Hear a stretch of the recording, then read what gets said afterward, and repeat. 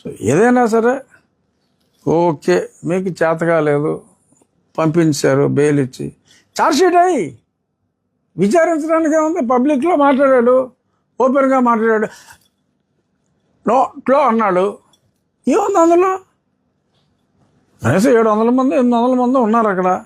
Stage మీద ఒక 50 మంది ఉన్నారు, మొత్తం 750 మంది ఉన్నారు ఆ మహాసభలో. వీడియోలు అందరూ చూశారు. ఎంతసేపు వేసి ఛార్జ్షీట్ వేసి శిక్ష పడేలా చూడండి, కనీసం అదన్నా చేయండి. బెబ్బెబ్బే అని చెప్పని బెయిల్ వచ్చేసింది అనుకుంటే మీరు హైకోర్టులో ఎవరు అసలు కనీసం కన్యం కూడా చేయకపోతే ఆడికి బెయిల్ రాకేమవుద్ది? సో నిన్నటిదాకా అతను చౌదరి అని చెప్పుకుని చౌదరి బ్రాండ్ మీద తిరిగాడు. అతనేమో నిన్న కేసులోనేమో రావణ్ అనే వ్యక్తికి ఎస్సీ మాదిగాని పెట్టారంటండి.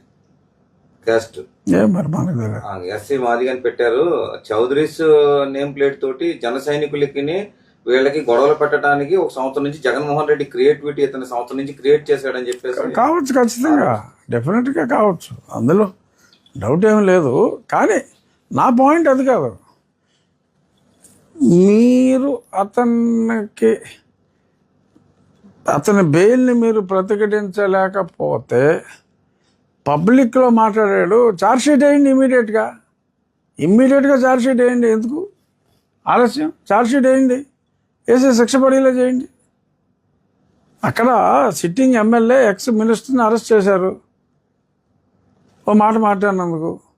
దారుణంగా మాట్లాడాడు. ఇక్కడ ఇన్ని వదిలేస్తారా? అటు కూర్చున్నట్టు పోతాడు. ఇప్పుడు మైకులు సౌండ్ పెడతానికి లేదు, చట్టం ఉంది, సుప్రీంకోర్టు మార్గదర్శకాలు ఉన్నాయి. ఈడేమో లాయర్. ఇక్కడ సుప్రీంకోర్టు మార్గదర్శకాలు ఉంటే ఈడెప్పుడో డిప్యూటీ సీఎం అయితే ఇప్పుడే ఆర్డర్లు ఇచ్చేస్తా అండి, మీరు అందరూ మైకులు ఎట్టేసుకుంటారని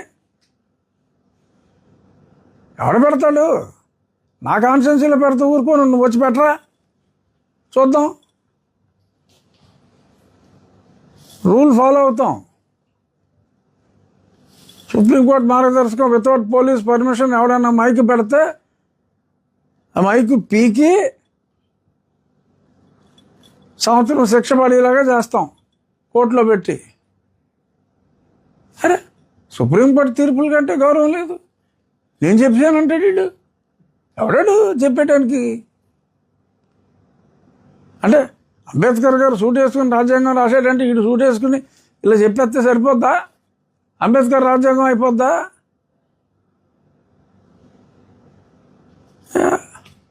ఏదైనా ఇలాగా మాట్లాడటం, అంత అలసత్వం వహించటం, అలాగా అచ్చోసిన ఆంబోతులాగా వదిలేస్తే ఇటు సూటు టై వేసుకుని ఇష్టం వచ్చినట్టు తిరిగేసి నోటుకు వచ్చినట్టు మాట్లాడేసి రాజ్యాంగం పదవిలో ఉన్న వ్యక్తిని ఈ రకంగా అది కోసేస్తా ఇది కోసేస్తా అంటాం, నోటుకు వచ్చిన ఆరోపణలు చేసేయటం. రోజుకి 20 లక్షల రూపాయలు నేను సంపాదించేస్తున్నాను క్లబ్బులు నిర్వహించి. చూడరా, వచ్చి చూడు, ప్రూవ్ చేయి, రా ఆ నియోజకవర్గానికి రా. సరే, ఇవాళ అల్లూరి గారి జయంతి రోజు ఈ అక్కడ కోర్టులో న్యాయం, ఇక్కడ జరుగుతున్నది. మరి రాజ్యాంగబద్ధ పదవిలో ఉన్న మమ్మల్ని ఎంత దారుణంగా దూషిస్తే, మరి ఈ పదవిలో ఉన్నాం కాబట్టి పూర్తిగా అసలు ఇంకా దారుణం. అసలు నేను కోర్టులనే జడ్జిలనే మేనేజ్ చేస్తున్నాను, హైకోర్టు జడ్జిలను కూడా మాట్లాడాడు. ఉల్లంఘన అని చెప్పేదేవాడు. అలాంటి వాళ్ళు చెప్తే పట్టించుకోవట్లేదు కదా కేసులు, అలా నోటు వచ్చినట్టు మాట్లాడుతున్నాడు. సో ఇది చాలా దారుణం. సో నేను మీడియా ద్వారా చర్యలు తీసుకోండి, కనీసం తీసుకుంటున్నట్టన్నా కనపడండి, కనీసం తీసుకుంటున్నట్టన్నా కనపడండి అనేది నా కోరిక. దురదృష్టం. నేను ఇలాగా అభ్యర్థించవలసి రావటం దురదృష్టం. మరి అయినా సరే ఆ తమిళనాడులో అలా జరిగింది కాబట్టి ఆ సంఘటన చూసి అక్కడ కోర్టులు వ్యవహరిస్తున్న తీరుని అభినందిస్తూ మరి ఇక్కడ మరి మనం ప్రతిఘటిస్తే మరి అతనికి యాంటిసిపేటరీ బెయిల్ లేకపోతే కేసులు అసలు విచారణే. సరే మళ్ళీ ఇంకో చోట ఎవరు లేచిన దానికి తెచ్చుకున్నాడు. సరే ఇంకో చోట వేసి ఇమీడియట్గా మళ్ళీ విచారణకి పిలవచ్చు. సరే మళ్ళీ వెళ్తే మళ్ళీ కోర్టు తమిళనాడు స్టైల్లో ఫాలో అవుద్దా లేదా? ఇప్పుడు ప్రభుత్వం ఏం చేయాలి? తమిళనాడు హైకోర్టు ఈ రకంగా ఉంది, ఇదిగో ఇక్కడ మా హైకోర్టులో ఇలా ఇచ్చారు, ఇలా ఇష్టం వచ్చినట్టు మాట్లాడతా చెలరేగిపోతున్నాడు, సమాజంలో ఈ ఇబ్బందులు వస్తున్నాయి. మరి ఇటువంటి వాళ్ళకి అటువంటి స్టే ఇవ్వటం కరెక్ట్ కాదు. అసలు ఆల్ ప్రొసీడింగ్స్ మీద స్టే అని ఇచ్చారు అతనికి. సుప్రీంకోర్టుకి వెళ్ళి కనీసం విచారించాలి కదా. 41A నోటీస్ ఇచ్చి విచారించాలి. బిలో 7 అన్నా 41A నోటీస్ ఇచ్చి విచారించాలి. ఆ 41A ఇవ్వడానికి కూడా లేకుండా ఆర్డర్ తెచ్చుకుంటే ఈ ప్రభుత్వం సుప్రీంకోర్టుకి వెళ్ళి అడగకపోతే ఏంటి దీని అర్థం? నేను ఇంప్లీడ్ అయ్యి నేను వెళ్ళి మళ్ళీ నేను అడగాల సుప్రీంకోర్టుకి? అసలు ఎఫ్ఐఆర్ కట్టిన తర్వాత అది ప్రభుత్వం బాధ్యత కాదా?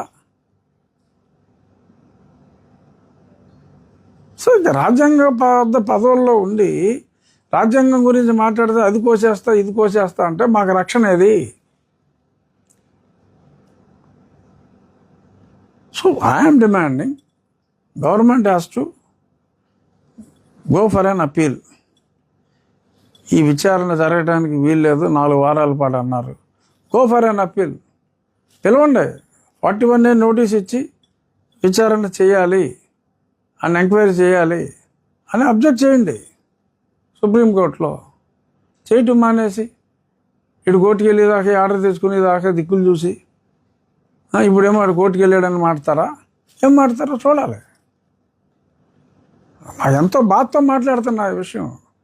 ప్రభుత్వాన్ని క్రిటిసైజ్ చేయటం కాదు. ఆ లాయర్లు ఎవరైతే పీపీలు ఉన్నారో మరి చేతగాని వాళ్ళని నాకు అనిపిస్తాను. సో ఇది కరెక్ట్ కాదు. I'm demanding if at all he has got anything fresh కేసుల్లో అరెస్ట్ చేయండి. లేదు విచారించడానికి ఈ నిన్న కోర్టులో ఇచ్చిన ఆర్డర్ మీద అప్పీల్కి వెళ్ళండి. ఎందుకు మీడియాలో చెప్తున్నాను? ఏదో వెళ్ళి అక్కడికి వెళ్ళి బతిమాలొచ్చు కదా, మాట్లాడుకోవచ్చు కదా అని కొందరు అనుకోవచ్చు. బట్ చీకటి వ్యవహారాలు నాకు అనవసరం. ఓపెన్గా జరిగిందని నేను ప్రజల ముందు పెడుతున్నా. Yes, people are they have to deliver the justice. నాకు జరిగిన అన్యాయం ఇంకొకటి జరగకూడదు. నేనేం మాట్లాడాను? రాజ్యాంగంలో ఇది ఉంది, సుప్రీంకోర్టు ఈ తీర్పు చెప్పింది అన్నాను అంతే. దానికే అది కోసేస్తాను ఇది కోసేస్తానంటే నాకు రక్షణ ఎవరా? ఇది కరెక్ట్ కాదు. తప్పు చేసిన వాడిని శిక్షించే దిశగా ప్రభుత్వం అన్ని ప్రయత్నాలు చేయాలి. నేను కోరుకునేది ప్రభుత్వం సైడ్ నుంచి ప్రయత్నం చేయాలంటున్నా అంతే. అలా వదిలేయకూడదు. ఏది పడితే అది అలా వాక్కుంటూ తిరిగే వెధవల్ని వదిలేయకూడదు అనేది నా డిమాండ్. సార్, ఇప్పుడు మీలాగే విజయనగరం సామ్రాజ్యం అశోక గజపతిరాజు గారి స్థలంలో ప్రతిపక్ష హోదా లేని వైఎస్ఆర్ కాంగ్రెస్ పార్టీ వాడు స్థలాన్ని ఆక్రమించారు. దాని మీద రాష్ట్ర ప్రభుత్వానికి ప్లస్ అక్కడ అధికారులకి వాళ్ళ రిప్రజెంటేషన్ చొప్పున వెళ్ళినా కూడా దీని మీద యాక్షన్ లేదు. అంటే మీ విషయంలో అంటారా టోటల్ గా రాష్ట్ర అంటే అక్కడ విజయనగరంలో ఆయన రాజుగారి సొంత స్థలాన్ని ఓల్డ్ 1932 రికార్డ్స్ నుంచి రాజుగారి సొంత స్థలంగా ఉన్నదాన్ని ఆ జగన్మోహన్ రెడ్డి ముఖ్యమంత్రిగా ఉన్న టైంలో ప్రభుత్వ రికార్డుల్లో మార్చి మాయ చేసి దాన్ని లీజుకి ఇచ్చినట్టు ఇచ్చేశారు. సో అది క్లియర్గా రాజుగారిదే అని చెప్పి రికార్డులో ఉంది.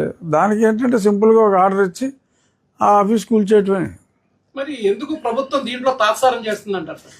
ఏమో అది ప్రభుత్వం దృష్టికి ఈ మధ్య అంటే ఆయన ఎప్పటి నుంచి అడుగుతున్నట్టున్నాడు. పెట్టారండి ఆల్రెడీ స్పీకర్.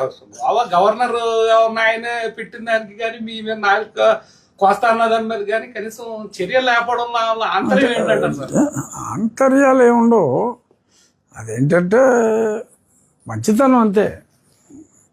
చూద్దాం అంటే అంటే ఆ బిల్డింగ్ కూల్చేస్తే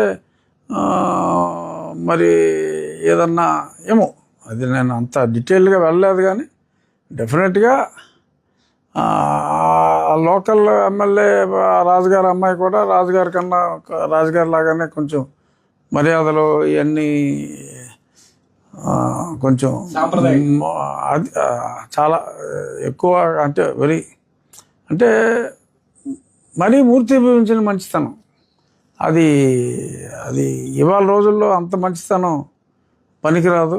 రాజుగారికైనా ప్రభుత్వానికైనా కూడా అంత మంచితనాన్ని అర్థం చేసుకుని మంచితనం ప్రజలకు ఉంటుందని నేను అనుకోను. బట్ డెఫినెట్గా రాజుగారు పోరాడారు ఆ విషయంలో, ఎందుకంటే ఆయన రూల్ మైండెడ్ కాబట్టి ప్రభుత్వాన్ని అభ్యర్థించారు. బట్ ఇప్పుడు ఖచ్చితంగా రాజుగారి స్థలం రాజుగారికి ఇచ్చి ఆ భవనాన్ని కూల్చేస్తారేమో అనుకుంటున్నా. లేదు, బట్ స్థలం అయితే ఆయన దానికి ఇచ్చేయాల్సిందే. ఇచ్చిన రాంగ్ ఎలొకేషన్ క్యాన్సిల్ చేయటం ఎంతసేపు అండి? 2 నిమిషాల్లో క్యాన్సిల్ చేయొచ్చు. కలెక్టర్గా మాట చెప్తే 2 నిమిషాల్లో క్యాన్సిల్ చేస్తారు. డెఫినెట్గా అక్కడ గోవా గవర్నర్ గారికి న్యాయం జరుగుతుంది. ఇక్కడ నాకు కూడా ఇతని విషయంలో తప్పకుండా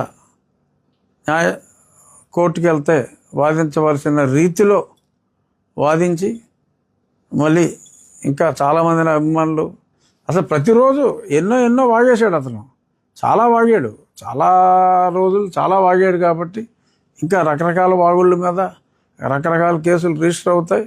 ఖచ్చితంగా అలా అతిగా వాగే ఆ శ్రావణ్ కుమార్ మీద చర్యలు తీసుకుంటారు ఖచ్చితంగా ఈ ప్రభుత్వం అని చెప్పి నాకు పరిపూర్ణ విశ్వాసం ఉంది. ఆ విశ్వాసాన్ని తిరిగి మళ్ళీ నేను వ్యక్తపరుస్తున్నాను. రాష్ట్ర ప్రభుత్వం, కన్సర్న్ పోలీస్ డిపార్ట్మెంటు, అలాగే ఆ పబ్లిక్ ప్రాసిక్యూటర్సు దీన్ని ప్రెస్టేజియస్గా తీసుకుని ఒక జట్టు కింద ప్లేటర్ వెళ్ళిపోయి ఏదో మతాన్ని అడ్డం పెట్టుకున్నాం, ఇంకోటి ఏదో అడ్డం పెట్టుకున్నాం, ఏదో నోటికి వచ్చినట్టు మాట్లాడేసి ఆ స్టేజ్ తెచ్చేసుకుంటే ఓకే. అవసరమైతే హైకోర్టుకి వెళ్ళన్నా సరే, ఇప్పుడు అక్కడ బెయిల్ తిరస్కరించారు, వెళ్ళండి హైకోర్టుకి వెళ్ళండి. హైకోర్టు మెడ్రాస్లో యాంటిసిపేటరీ బెయిల్ రిజెక్ట్ చేసింది అతనికి. ఇదిగో ఇలాగ ఇక్కడ అతనికేమో బెయిల్ ఇచ్చింది, మేము విచారణకు తీసుకోవాలి, ఇలా బెయిల్ ఇవ్వటం కాదు, మాకు కస్టడీకి ఇవ్వండి అని చెప్పి హైకోర్టుకి వెళ్ళి అడగొచ్చు. అడగట్లా, అతని విషయంలో కూడా అడగొచ్చు. There are so many ways. మనసుంటే మార్గం లేకపోలేదు. సో ఖచ్చితంగా ఇలాగ మాట్లాడే ఉన్మాదుల మీద ఖచ్చితంగా చర్యలు తీసుకోవాలి. లేదంటే ఎవరెస్ట్ వచ్చినట్టు వాళ్ళు ఇలాగే మాట్లాడుకుంటూ వెళ్ళిపోతే శాంతి భద్రతలు అదుపు తప్పే ప్రమాదం ఉంది. కాబట్టి శాంతి భద్రతలు అదుపులో ఉండాలి అంటే ఇలా ఇష్టం వచ్చినట్టు మాట్లాడే వాళ్ళని వాక్ స్వాతంత్రం అని చెప్పి వదిలేయకూడదు. వెనకాల ఎవరున్నారు, ఎవడు మాట్లాడిస్తున్నాడు అనేది కూడా వెరిఫై చేయవలసిన అవసరం ఉంది, ఆ బాధ్యత కూడా ఉంది. రేపొద్దున దీన్ని ఇలా కులాల మధ్యన చిచ్చుగా, మతాల మధ్యన చిచ్చుగా మార్చే ప్రమాదం ఉంది. కాబట్టి ఈ ఆదిలోనే ఏ కుట్రతో ఈ రకంగా మాట్లాడవలసిన అవసరం వచ్చింది అనేది కూడా విచారించి ఖచ్చితంగా పారిశ్రామికంగా ఎంతో అభివృద్ధి చేస్తున్నారు ముఖ్యమంత్రి గారు. సంక్షేమంలో చాలా గొప్పగా అభివృద్ధి పదాలను నడిపిస్తున్నారు. మరి ఇటువంటి వారి విషయంలో కూడా కఠినంగా వ్యవహరించాలి. కఠినంగా ఉంటేనే ప్రజలు ఎక్కువ సంతోషిస్తారు అని నా భావన. కాబట్టి దయచేసి ప్రభుత్వం ఇటువంటి లూజు మాటలు మాట్లాడి ఎస్పెషల్లీ మరి పదవుల్లో ఉన్న వారిని డిప్యూటీ సీఎం గారిని కావచ్చు, నన్ను కావచ్చు, ఇలా చులకనగా, దారుణంగా, దరిద్రంగా నిందించే వాళ్ళ మీద చర్యలు తీసుకుంటారని చెప్పి ఆశిస్తూ